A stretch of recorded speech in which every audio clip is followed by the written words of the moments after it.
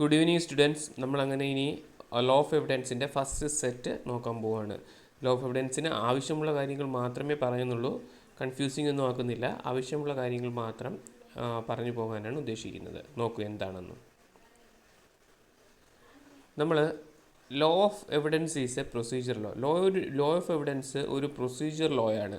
അതായത് ഏത് ക്രൈം ആയാലും ഏത് റൂൾ അനുസരിച്ചായാലും IPC ആയാലും CRPC ആയാലും എന്തായാലും അതിൻ്റെ കൂടെ വരുന്ന പ്രൊസീജിയറായിട്ടുള്ളൊരു ലോ ആണ് എവിഡൻസ് എന്ന് പറയുന്നത്. കാരണം എന്ത് സിവിൽ ക്രൈം ആയാലും അതുപോലെ തന്നെ ക്രിമിനൽ ക്രൈം ആയാലും എല്ലാത്തിനും എവിഡൻസ് വേണം. അപ്പം നിങ്ങൾക്ക് മനസ്സിലാക്കാം എത്രത്തോളം ഇമ്പോർട്ടൻസ് ആണ് എവിഡൻസ് ആക്ട് ഇൻ ലോയിൽ എന്ന് നോക്കണം. ഫോർജറി ആയാലും അതുപോലെ ലീഗൽ ഡോക്യുമെൻറ്റ്സ് ആയാലും അതുപോലെ ഒരു മർഡർ ആയാലും നമ്മൾ കഴിഞ്ഞ ക്ലാസ്സിൽ IPC പറഞ്ഞതുപോലെയുള്ള എല്ലാ ക്രൈമുകൾക്കും എവിഡൻസ് വേണം. ഏത് സിവിലായാലും ക്രിമിനലായാലും കോൺട്രാക്റ്റ് ആയാലും എവിഡൻസ് ഈസ് ദെയർ. അപ്പം അത്രത്തോളം ഇമ്പോർട്ടൻസ് ആണ് എവിഡൻസ് ആക്ടിന് നമ്മുടെ ലോയിലുള്ളത്. എവിഡൻസ് ആക്ട് എന്ന് പറയുന്നത് എന്താ ചെയ്യുന്നത് നോക്കൂ. Evidence act is a procedural law. It guide the court arriving to answer the following main questions arise during trial of a case. അതായത് ഈ എവിഡൻസ് ആക്ട് ചെയ്യുന്നത് കോടതിക്ക് എന്താണ് ചെയ്യുന്നത്, കോടതിക്ക് ഒരു ഉത്തരത്തിലെത്തുവാൻ സഹായിക്കുന്നു. ഒരുപാട് ക്വസ്റ്റ്യൻസ് ഉണ്ടാവും. ആ ക്വസ്റ്റ്യൻസിൽ നിന്ന് ഉത്തരം കിട്ടാൻ സഹായിക്കുന്നു. ആർക്ക്? കോടതിക്ക്. കോടതിയുടെ മുമ്പിൽ വരുന്ന ഒരുപാട് ചോദ്യങ്ങൾക്ക് ഉത്തരം നൽകുവാൻ സഹായിക്കുന്ന ഒരു പ്രൊസീജിയറൽ ലോ ആണ് എവിഡൻസ് എന്ന് പറയുന്നത്. എവിഡൻസ് എന്തൊക്കെയാണ് നോക്കുന്നത് നോക്കൂ. Whether a particular fact is relevant to prove fact disputed matter. അതായത് റിലവൻ്റ് ആയിട്ടുള്ളത് ഈ വെദർ എ പർട്ടിക്കുലറായിട്ട് പറയുന്ന ഫാക്റ്റ് അല്ലെങ്കിൽ റിലവൻ്റ് ആണോ, ഇത്രയേ ഉള്ളൂ. ഒന്നുകൂടെ പറയാം. ഡിസ്പ്യൂട്ടഡ് മാറ്ററുമായിട്ട് വരുന്ന ഫാക്റ്റുകൾ റിലവൻ്റ് ആണോ അല്ലയോ എന്ന് നോക്കും. രണ്ടാമത്തത് ഇഷ്യൂവിൻ്റെ എന്തെങ്കിലും തരത്തിലുള്ള ഈ അഡ്മിസിബിൾ ആയിട്ടുള്ള എവിഡൻസ് ഉണ്ടോ എന്ന് നോക്കും.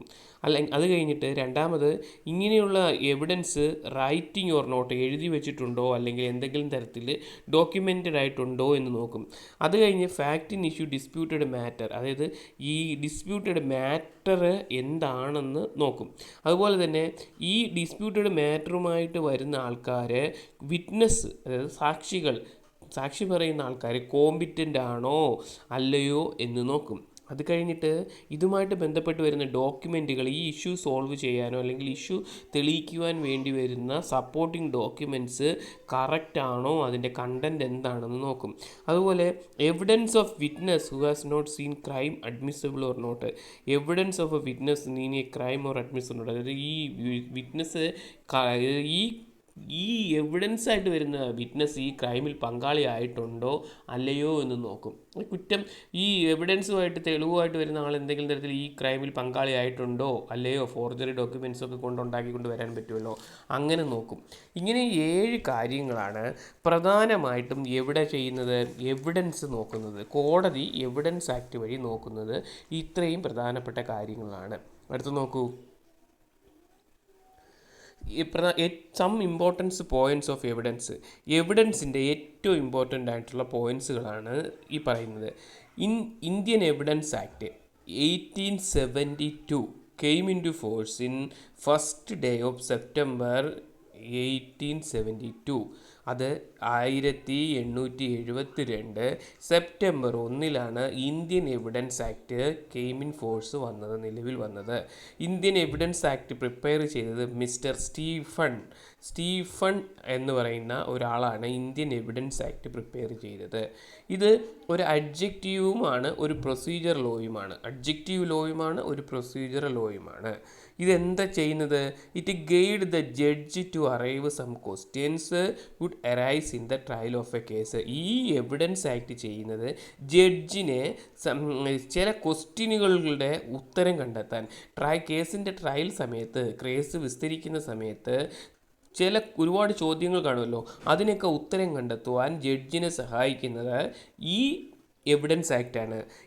It is applicable to both civil കേസുകളിലും ക്രിമിനൽ കേസുകളിലും ഇത് ആപ്ലിക്കബിൾ ആണ്. ഞാൻ നേരത്തെ പറഞ്ഞു, it applied all judicial proceedings, എല്ലാ തരത്തിലുള്ള ജുഡീഷ്യൽ പ്രൊസീഡിങ്സിനും കോടതിയിലും കോടതിയിലുള്ള എല്ലാ തരത്തിലുള്ള ജുഡീഷ്യൽ പ്രൊസീഡിങ്സിനും എവിഡൻസ് വളരെ അത്യന്താപേക്ഷിതമാണ്.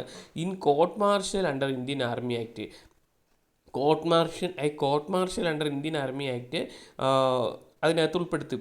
അതുപോലെ it does not apply to proceedings before ആർബിട്രേറ്ററുമായിട്ട് ബന്ധപ്പെട്ട് വരുന്ന പ്രൊസീഡിങ്സ് ഇതിനകത്ത് വരത്തില്ല. ആർബിട്രേറ്റർ എന്ന് പറയുന്നത് ഒരു വേറെ ലോ ആണ്. അതായത് പ്രശ്നങ്ങൾ വരുമ്പോഴത്തേക്ക് അതിൻ്റെ മധ്യസ്ഥനായിട്ട് നിന്ന് സംസാരിച്ച് ഇഷ്യൂ ഒക്കെ ക്ലിയർ ചെയ്യുന്ന ആളെയാണ് ആർബിട്രേഷൻ എന്ന് പറയുന്നത്. ഇറ്റ് ഈസ് എ ലെക്സ്ഫോറി ലോ ആണ്, അതായത് ലാൻഡ് ഓഫ് ലോ ആണ്. അതായത് ഈ നമ്മുടെ രാജ്യത്ത് നിലനിൽക്കുന്നത് ഒരു ലോ ആണ്. അടുത്തത്, ഇത് ഒരുപാട് പ്രാവശ്യം അമെൻഡ് ചെയ്തിട്ടുണ്ട്. The main object of the act of the following, ഏറ്റവും പ്രധാനപ്പെട്ട മെയിൻ ഒബ്ജക്റ്റീവ് ഈ ആക്ടിൻ്റെ എന്ന് പറയുന്നത്, the main object of the act evidence must B confined in the matters in issue. Evidence confine ചെയ്യണം. ഒരു ഇഷ്യൂ ഉണ്ടായിക്കഴിഞ്ഞാൽ ആ ഇഷ്യൂവിൻ്റെ എവിഡൻസ് കൺഫേം ചെയ്യണം. അത് കഴിഞ്ഞ് hearsay evidence must not be admitted. അതായത് ഹിയർസി എവിഡൻസ് എന്ന് വെച്ചാൽ ഹിയർസി എന്ന് വെച്ചാൽ നമ്മൾ കേൾവിയായിട്ടുള്ളൊരു എവിഡൻസ്. അവനെ മറ്റവൻ കൊന്നു എന്ന് ആര് പറഞ്ഞു? കൊന്നു എന്ന് വേറൊരുത്തൻ എന്നോട് പറഞ്ഞു. അപ്പോൾ അത് കേൾവിയായിട്ടുള്ള, നമ്മൾ കണ്ടിട്ടില്ല, നമ്മൾ കേട്ടിട്ടുള്ള എവിഡൻസ് ആണ്. അത് എവിഡൻസിൽ എടുക്കത്തില്ല, ചില എക്സെപ്ഷണൽ സാഹചര്യങ്ങളിൽ എടുക്കും. അതെന്താണെന്ന് പിന്നെ നമുക്ക് നോക്കും. The best evidence must be given in all cases. കിട്ടാനുള്ളതിൽ വെച്ച് ഏറ്റവും ബെസ്റ്റ് എവിഡൻസ് ആണ് എല്ലാ കേസുകളിലും നൽകേണ്ടത്. എങ്കിൽ മാത്രമേ കേസ് നിൽക്കത്തുള്ളൂ. അടുത്തത് നമ്മൾ ഡിഫൈൻ ചെയ്യാൻ പോകുന്നത് definition of fact in issue. ഫാക്റ്റുകളാണല്ലോ എപ്പോഴും, ഫാക്റ്റാണല്ലോ നമ്മൾ തെളിയിക്കേണ്ടത്. ഇന്ന ഫാക്റ്റ് നടന്നിട്ടുണ്ടോ, ഇന്ന ഫാക്റ്റ് അവിടെ നടന്നിട്ടുണ്ടോ, ഇന്ന ഫാക്റ്റ് നടന്നെങ്കിൽ അതിൻ്റെ തെളിവുകൾ എന്താണ്. അപ്പോൾ ഫാക്റ്റ് ഇൻ ഇഷ്യൂ എന്ന് പറയുന്നത് എന്താണ്?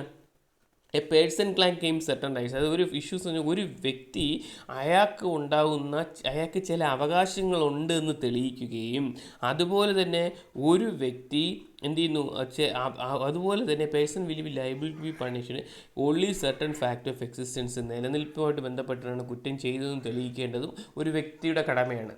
ഒരു വ്യക്തിക്ക് കുറച്ച് അധികാരങ്ങളുണ്ട് എന്നും, അതുപോലെ തന്നെ ഒരു വ്യക്തി എന്തെങ്കിലും ക്രൈം ചെയ്തത് അവന് എന്ത് ചെയ്തതുകൊണ്ടാണ്, അവന് ഇത് എക്സിസ്റ്റൻസുമായിട്ട് ബന്ധപ്പെട്ടാണെന്നും ഒക്കെ തെളിയിക്കേണ്ടത് ആരുടെ ജോലിയാണ്?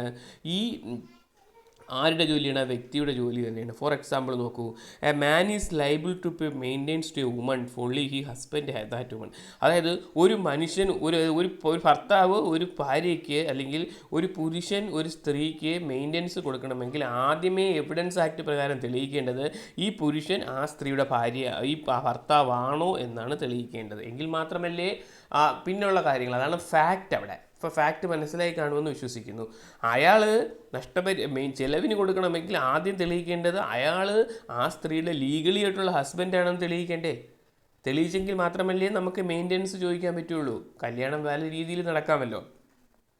ഈ ഡെഫിനിഷൻ ഓഫ് ഫാക്റ്റ് പറയുന്നത് സെക്ഷൻ 3 സെക്ഷൻ 3 പറയുന്നത് anything state related to perceived by sense. നമ്മുടെ കണ്ണ് വഴി, നമ്മുടെ സെൻസ് എക്സ്പീരിയൻസ് വഴി കാണുന്ന എന്ത് കാര്യങ്ങളായാലും അതിനെ നമ്മൾ ഫാക്റ്റ് എന്ന് പറയുന്നു. ഓർ എന്ത് ചെയ്തു, any mental condition which may persons to conscious. അത് ഏത് തരത്തിലുള്ള മെൻ്റൽ കണ്ടീഷൻസും, കോൺഷ്യസ് ആയിട്ടുള്ള ഏത് തരത്തിലുള്ള മെൻ്റൽ കണ്ടീഷൻസും നമ്മൾ ഫാക്റ്റ് ആണെന്ന് പറയപ്പെടുന്നു. അതായത് ഈ ഫാക്റ്റിനെ 2ആയിട്ട് തരംതിരിച്ചിരിക്കുന്നു. ഫിസിക്കൽ ഫാക്റ്റ് എന്നും സൈക്കോളജിക്കൽ ഫാക്റ്റ് എന്നും 2ആയിട്ടാണ് ഫാക്റ്റിനെ തരംതിരിച്ചിരിക്കുന്നത്. ഫിസിക്കൽ ഫാക്റ്റ് എന്നും സൈക്കോളജിക്കൽ ഫാക്റ്റ് എന്നും 2ആയിട്ടാണ് എന്തിനെ തരംതിരിച്ചിരിക്കുന്നത്? ഫാക്റ്റിനെ തരംതിരിച്ചിരിക്കുന്നത്. ഫിസിക്കൽ ഫാക്റ്റ് എന്ന് വെച്ചാൽ നമ്മുടെ 5 സെൻസ് ഓർഗൻസ് വഴി കൊണ്ട് കാണുന്ന കാര്യങ്ങളാണ് physical facts. A smell something burning, അതായത് എന്തോ കത്തുന്നു എന്ന് പറയുമ്പോഴത്തേക്ക് അതിൻ്റെ മണം നമുക്ക് പിടിക്കുന്നു, അത് ഫിസിക്കലായിട്ടുള്ള കാര്യമാണ്. അതുപോലെ തന്നെ bus has fall in to the river, ഒരു ബസ് നദിയിലേക്ക് ഒഴുകുന്നു, ഫിസിക്കൽ ഫാക്റ്റാണ്, നമ്മൾ എന്ത് ചെയ്യുന്നു, കാണുകയാണ് ചെയ്യുന്നത്. സൈക്കോളജിക്കൽ ഫാക്റ്റ് എന്ന് പറഞ്ഞാൽ ഒരു mental conditions of a person.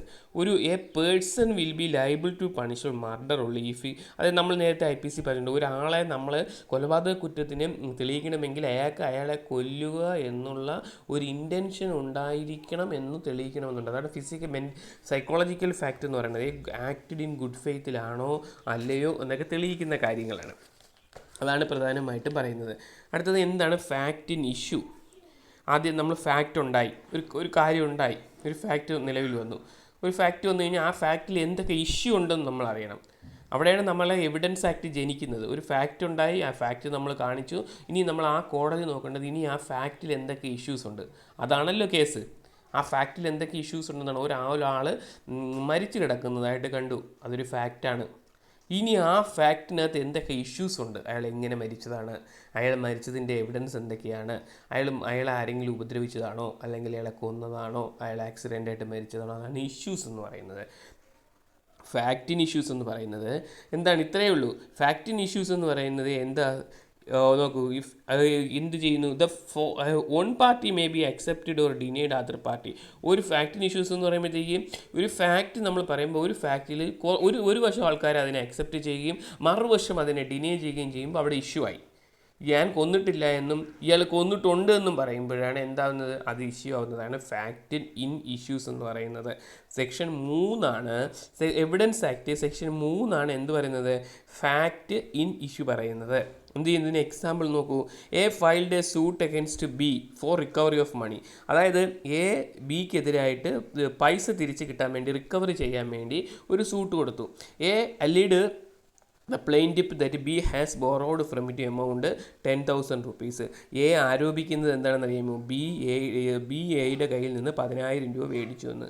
And executed A promissory note, ഒരു പ്രോമിസറി നോട്ട് എക്സിക്യൂട്ട് കൊടുത്തു. Be filed return statement. B പറഞ്ഞു, കോടതി കൊടുത്തു, ഇല്ല ഞാൻ മേടിച്ചിട്ടില്ല, ഇല്ല ഞാൻ പൈസ മേടിച്ചിട്ടില്ല. അപ്പോൾ എന്ത് ചെയ്തു, അപ്പോൾ ആ പ്രോമിസറി നോട്ട് എവിഡൻസ് ആയിട്ട് കൊണ്ട് കോടതിയിൽ ഹാജരാക്കേണ്ടി വന്നു. അപ്പോൾ ഈ എവിഡൻസ് ആക്ടിനകത്ത് അപ്പം എന്ത് ചെയ്യുന്നു, അപ്പോഴാണ് ഫാക്റ്റിൻ ഇഷ്യൂ വന്നത്. അപ്പോൾ അവിടുത്തെ ഫാക്റ്റിൻ ഇഷ്യൂ എന്തുവാണ്, വാങ്ങിച്ചിട്ടുണ്ടോ ഇല്ലയോ എന്ന്. ഒന്നുകൂടെ പറയാം, കൺഫ്യൂസില്ല. A filed a suit against B for recovery of money. അതായത് തൻ്റെ കയ്യിൽ നിന്ന് എ എന്ത് ചെയ്തു, പറഞ്ഞ് ബി 10,000 രൂപ എൻ്റെ കയ്യിൽ നിന്ന് മേടിച്ചിട്ടുണ്ടെന്ന്. ഇപ്പോൾ ബി അത് നിഷേധിച്ചു. അപ്പോൾ ഫാക്റ്റിനകത്ത് ഇഷ്യൂ ആയി, ഫാക്റ്റിൻ ഇഷ്യൂ ആയി. ഇപ്പോൾ ഫാക്റ്റിൻ ഇഷ്യൂ ആയപ്പോഴത്തേക്ക് അതിന് എവിഡൻസ് എന്തെങ്കിലും ഉണ്ടോ എന്ന് നോക്കി. അപ്പോൾ പ്രോമിസറി നോട്ട് കൊടുത്തിട്ടുണ്ട്. അപ്പോൾ എവിഡൻസ് ആക്ട് പ്രകാരം റെഡിയായി. അപ്പോൾ പൈസ കൊടുത്തു എന്ന് ഉറപ്പായി, അല്ലെങ്കിൽ പൈസ മേടിച്ചു എന്ന് ഉറപ്പായി. അതാണ് ഫാക്റ്റ്. പൈസ കൊടുത്ത ഒരു ഫാക്റ്റാണ്. ആ ഫാക്റ്റ് ബി നിഷേധിച്ചപ്പോൾ അതിനകത്തൊരു ഇഷ്യൂ ഉണ്ടായി. ആ ഇഷ്യൂ കഴിഞ്ഞപ്പോഴത്തേക്ക്, ആ ഇഷ്യൂവിന് എവിഡൻസ് കൊണ്ടുവന്നപ്പോഴത്തേക്ക് ആ ഇഷ്യൂ എവിഡൻസ് പ്രകാരം സോൾവ് ആയി. അതാണ് ഫാക്റ്റ് ഇൻ ഇഷ്യൂ. അതിൻ്റെ വ്യത്യാസം ഒന്ന് മനസ്സിലാക്കിക്കോണം. ഇനി അടുത്തത് എവിഡൻസ് ആക്ടിൻ്റെ പ്രധാനപ്പെട്ട കുറച്ച് ഡെഫിനിഷൻസും കാര്യങ്ങളൊക്കെയാണ്. Section some important acts of ഇത് പറഞ്ഞതാണല്ലോ.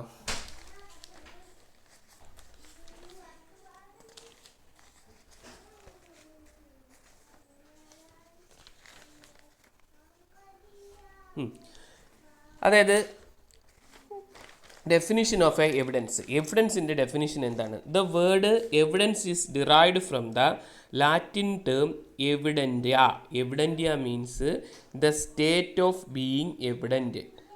The state of being evident ആണ് എവിഡൻസ് എന്ന വാക്കിൻ്റെ ലാറ്റിൻ വേർഡിൻ്റെ മീനിങ്. പ്ലെയിൻ ആണെന്ന്, പ്ലെയിൻ, അപ്പാരൻറ്റ് ആൻഡ് ക്ലിയർ. അതാണ്. അതായത് show clearly to make a plain certain prove. അതായത് ക്ലിയർ ആയിട്ട് കാണിച്ചു കൊടുക്കണം സംഭവം നടന്നിട്ടുണ്ടെന്ന്. അതാണ് എന്താണ് എവിഡൻസ് ആക്ടിൻ്റെ ഡെഫിനിഷൻ എന്ന് പറയുന്നത്. Mind of judge existing some fact is called evidence. അതായത് നമ്മൾ ഒരു ജഡ്ജിയുടെ മനസ്സിനകത്ത് ജഡ്ജി മനസ്സിലാക്കുന്നത് പോലെ, ജഡ്ജി അത് കണ്ടതുപോലുള്ള എവിഡൻസ് കൊണ്ട് സബ്മിറ്റ് ചെയ്യണം. അതിന് നമ്മൾ എവിഡൻസ് ആക്ട് എന്ന് പറയുന്നത്. ഈ എവിഡൻസ് ആക്ട് സെക്ഷൻ 3 സെക്ഷൻ 3 നമ്മൾ എവിഡൻസ് ആക്ട് എന്ത് ചെയ്യുന്നത്, ഡിഫൈൻ ചെയ്യുന്നത്. അപ്പം അതായത് ഇത് definition of some evidence acts been 2000 evidence act, ഇത് പരീക്ഷയ്ക്ക് ചിലപ്പോൾ ചോദിക്കും. 2000 എവിഡൻസ് ആക്ട് അമെൻഡ് ചെയ്തിട്ട് ഇൻഫർമേഷൻ ടെക്നോളജി ആക്റ്റും കൂടെ അതിനകത്ത് കൊണ്ടുവന്നിട്ട് എങ്ങനെയുള്ള എവിഡൻസിനെ അമെൻഡ് ചെയ്തിട്ട് എന്ത് ചെയ്തു, ഈ ഏത് തരത്തിലുള്ള എല്ലാ സ്റ്റേറ്റ്മെൻറ്റുകളും കോടതിയിൽ എവിഡൻസ് ആയിട്ട് അംഗീകരിക്കും. എങ്ങനെയുള്ളതായിട്ടുള്ളത്, റെക്കോർഡ് ചെയ്തതും അതുപോലെ തന്നെ റെക്കോർഡ് ചെയ്തതും ഇലക്ട്രോണിക് റെക്കോർഡായിട്ടുള്ളതുമായിട്ടുള്ള എല്ലാ കാര്യങ്ങളും എന്ത് ചെയ്തും കോടതിയിൽ എവിഡൻസ് ആയിട്ട് പരിഗണിക്കുമെന്ന് പറയുന്നത്. Evidence act, right to information act വന്നതിന് ശേഷം ഇലക്ട്രോണിക്സ് മീഡിയയിൽ വരുന്ന എല്ലാ എവിഡൻസും എന്തായി തീർക്കും, എവിഡൻസ് ആയിട്ട് കോടതി പരിഗണിക്കും. ഒരു വീഡിയോ കൊണ്ട് കൊടുത്തു കഴിഞ്ഞാൽ അത് എവിഡൻസ് ആയിട്ട് പരിഗണിക്കും. അത് സെക്കൻഡറി ആണോ പ്രൈമറി ആണോ എന്ന് പിന്നെ നമ്മൾ നോക്കും. നോക്കൂ, ഇനി അടുത്തത്, ഇനി നമ്മൾ എവിഡൻസിനെ ക്ലാസിഫിക്കേഷൻ ചെയ്യുകയാണ്. ഇത് ഏറ്റവും ഇമ്പോർട്ടൻ്റ് ആയിട്ടുള്ളൊരു ഭാഗമാണ്. എവിഡൻസിനെ നമ്മൾ ക്ലാസിഫിക്കേഷൻ ചെയ്യുകയാണ്. അതായത് പ്രധാനമായിട്ടും എവിഡൻസിനെ 5ആയിട്ടാണ് എവിഡൻസ് ആക്ടിൽ ക്ലാസിഫിക്കേഷൻ ചെയ്യുന്നത്. പ്രധാനമായിട്ടും 5ആയിട്ടാണ് എവിഡൻസ് ആക്ടിനെ നമ്മൾ ക്ലാസിഫിക്കേഷൻ ചെയ്യുന്നത്, മറന്നു പോകരുത്. അതെന്താണെന്ന് നോക്കൂ. 1, oral evidence and documentary evidence. Oral evidence and documentary evidence. രണ്ടാമത്തത് primary evidence and secondary evidence. Primary evidence and secondary evidence. 3, direct evidence and circumstantial evidence. Direct evidence and circumstance evidence. 4, real evidence and personal evidence. 4, real evidence and personal evidence. 5, substantive evidence. Real evidence and personal evidence. 5, substantive evidence. ഇനി എന്താണ് ഈ ഓരോ evidence എന്ന് നമ്മൾ നോക്കാൻ പോവുകയാണ്. നോക്കൂ, എന്താണ് ഓറൽ എവിഡൻസ്? ഓറൽ എവിഡൻസ് എന്ന് പറയുന്നത് ഇനി ഈ ഒന്നാമത്തെ കാറ്റഗറി 2 തരത്തിലുള്ള എവിഡൻസ് ഉണ്ടെന്ന് നമുക്ക് നോക്കാം. ഓറൽ എവിഡൻസും ഉണ്ട്, ഡോക്യുമെൻ്ററി എവിഡൻസും ഉണ്ട്. എന്താണ് ഓറൽ എവിഡൻസ്? ഓറൽ എന്ന് പറയുമ്പോൾ തന്നെ നമ്മൾ പറയുന്ന എവിഡൻസ് ആണ്. അതായത് all statement made by the witness, അതായത് in relation to matters of fact under the enquiry called oral evidence അല്ലെങ്കിൽ പാരോൾ എവിഡൻസ് എന്ന് പറയുന്നത്. അതായത് ഈ ഫാക്റ്റുമായിട്ട് ബന്ധപ്പെട്ട് ഫാക്റ്റുമായിട്ട് ബന്ധപ്പെട്ട് റിലേറ്റ് ചെയ്തിരിക്കുന്ന ആൾക്കാരിൽ നിന്ന് കിട്ടുന്ന എവിഡൻസ് ആണ് ഓറൽ എവിഡൻസ് എന്ന് പറയുന്നത്. വിറ്റ്നസ് ആയിരിക്കും, ഫാക്റ്റുമായിട്ട് ബന്ധപ്പെട്ടിട്ടുള്ളൊരു വിറ്റ്നസ് ആയിരിക്കും. അതായത് പേഴ്സൺ ഇത് ഇത്രയേ ഉള്ളൂ. ഗീവ് ദ ക്വസ്റ്റ്യൻ വെദർ, അത് വേണ്ട, when give the statement may be made by the method by witness capable of making. അത് അതിൻ്റെ കൂടെ വരുന്ന കുഴപ്പമില്ല. ഇനി അടുത്തത് ഓറൽ എവിഡൻസ് എന്നും section 59 evidence act content of electronic record may be proved as oral evidence. Section 59 പറയുന്നുണ്ട് ഈ ഓറൽ ഡോക്യുമെൻറ്റിന് കൂടുതൽ പോലെ തന്നെ ഇലക്ട്രോണിക് ഡോക്യുമെൻറ്റും മറ്റുള്ള കാര്യങ്ങളും നമുക്ക് എന്തായിട്ട് എടുക്കാൻ പറ്റും? എവിഡൻസ് ആയിട്ട് എടുക്കാൻ പറ്റുമെന്ന് പറയുന്നു. ഇനി ഡയറക്റ്റ് എവിഡൻസ്. ഓറൽ എവിഡൻസ് എന്ന് പറയുന്നത് നമ്മൾ അത് ഒന്നുകൂടെ പറഞ്ഞുതരാം. ഫാക്റ്റുമായിട്ട് ബന്ധപ്പെട്ടിട്ടുള്ള ആളിൽ നിന്ന് എൻക്വയറി ചെയ്തിട്ട് എടുക്കുന്ന എവിഡൻസിനെയാണ് ഓറൽ എവിഡൻസ് എന്ന് പറയുന്നത്. ഫാക്റ്റുമായിട്ട് ബന്ധപ്പെട്ട ആളെന്ന് വെച്ച് കഴിഞ്ഞ് കഴിഞ്ഞാൽ, ഇപ്പം ഞാനാണ് ഹർട്ട് പേഴ്സൺ, എനിക്കാണ് വൂണ്ട് സംഭവിച്ചത് അല്ലെങ്കിൽ എനിക്കാണ് നഷ്ടം സംഭവിച്ചത്, അപ്പോൾ എന്നിൽ നിന്നും എവിഡൻസ് എടുക്കും, ഓറലായിട്ട് എന്നിൽ നിന്ന് എവിഡൻസ് എടുക്കും. അതിനെയാണ് അടുത്ത ഡയറക്റ്റ് എവിഡൻസ്. ഡയറക്റ്റ് എവിഡൻസ് എന്ന് പറയുന്നത് ഡയറക്റ്റ് എവിഡൻസ് എന്ന് വെച്ചാൽ സെക്ഷൻ 60 ഡയറക്റ്റ് എവിഡൻസ് എന്തെന്ന് പറയുന്നത്. Oral evidence must be direct evidence. Oral evidence തന്നെയാണ് ഡയറക്റ്റ് എവിഡൻസും. The witness who give oral evidence show have first hand personal knowledge of. അതായത് ഡയറക്റ്റായിട്ട് ഓറൽ എവിഡൻസ് തന്നെയാണ് ഡയറക്റ്റ് ആയിട്ട് എവിഡൻസ്. അതായത് സാക്ഷി ഡയറക്റ്റായിട്ട് എവിഡൻസ് തരും, പേഴ്സണൽ നോളജ് ഓഫ് ഫാക്റ്റിൽ നിന്ന് എവിഡൻസ് തരും. അതായത് ഉദാഹരണത്തിന് I witness, the evidence of an I or ocular witness known as ocular evidence. അതായത് കണ്ണിൽ കണ്ട കാര്യങ്ങൾ പറയുന്നു, അതൊരു എന്താണ്? ഡയറക്റ്റ് എവിഡൻസ് ആണ്. സെക്ഷൻ അതുപോലെ തന്നെ പക്ഷേ ഇതിനകത്ത് സെക്ഷൻ 60 തന്നെ ഹിയർസേ എവിഡൻസ്, റൂൾ അഗൻസ്റ്റ് ഹിയർസേ എന്ന് പറയുന്നുണ്ടല്ലേ. അതായത് സെക്ഷൻ 60 തന്നെ ഹിയർസേ എവിഡൻസിനെ എന്ത് ചെയ്യുന്നു? അക്സെപ്റ്റ് ചെയ്യുന്നില്ല. കാരണം കേട്ട് കേൾവിയിൽ പറയുന്ന ഒരു കാര്യം, if A person who witnessed accident oral evidence, അതായത് ഒരാൾ ഒരു ആക്സിഡൻറ്റ് കാണുമ്പോൾ അയാൾ കോടതിയിൽ വന്ന് ആക്സിഡൻറ്റിനെ കുറിച്ച് പറയുന്നത് ഓറൽ എവിഡൻസ് ആണ്. പക്ഷേ ആ സമയത്ത് തന്നെ അയാളുടെ വൈഫ് വന്ന് കോടതിയിൽ വന്ന് പറയുകയാണ്, എൻ്റെ ഭർത്താവ് ഇന്ന ആക്സിഡൻറ്റ് കണ്ടിട്ടുണ്ട് എന്ന് പറയുന്നത്. അതെന്താണ്? ഹിയർസേ എവിഡൻസ് ആണ്. അവർ കണ്ടിട്ടില്ല, അവരുടെ ഹസ്ബൻഡ് മാത്രമേ കണ്ടിട്ടുള്ളൂ. അത് അക്സെപ്റ്റ് ചെയ്യാൻ പറ്റത്തില്ലെന്നാണ് പറയുന്നത്. ചില എക്സെപ്ഷൻസ് കോടതി ഈ ഹിയർസേ എവിഡൻസിനുണ്ട്. അതായത് റെസ്ഗസ്റ്റ അണ്ടർ സെക്ഷൻ, റെസ്ഗസ്റ്റ എന്ന് പറഞ്ഞാൽ തിങ്സ് സ്പീക്സ് ഇറ്റ് സെൽഫ്.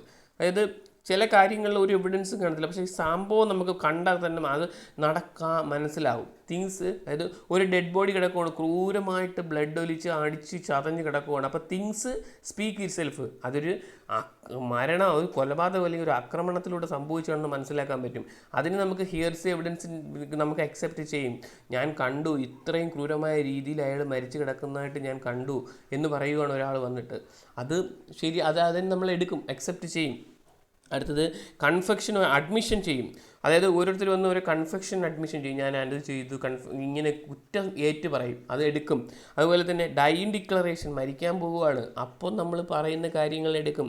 അത് കഴിഞ്ഞിട്ട് എക്സ്പെർട്ട് ട്രീറ്റീസിലൂടെ ചില എവിഡൻസുകൾ ഉണ്ടാവും, വേറെ എക്സ്പെർട്ടായിട്ടുള്ള ട്രീറ്റീസുകൾ ഉണ്ടാവും, ഇന്ന സമയത്ത് ഇന്ന ട്രീറ്റീസിന് ഉണ്ടാക്കിയിട്ട് അതിൽ ഇഷ്യൂ ഉണ്ടാകുമ്പോഴത്തേക്ക് ആ ട്രീറ്റീസിനെ എവിഡൻസ് ആക്കി എടുക്കും.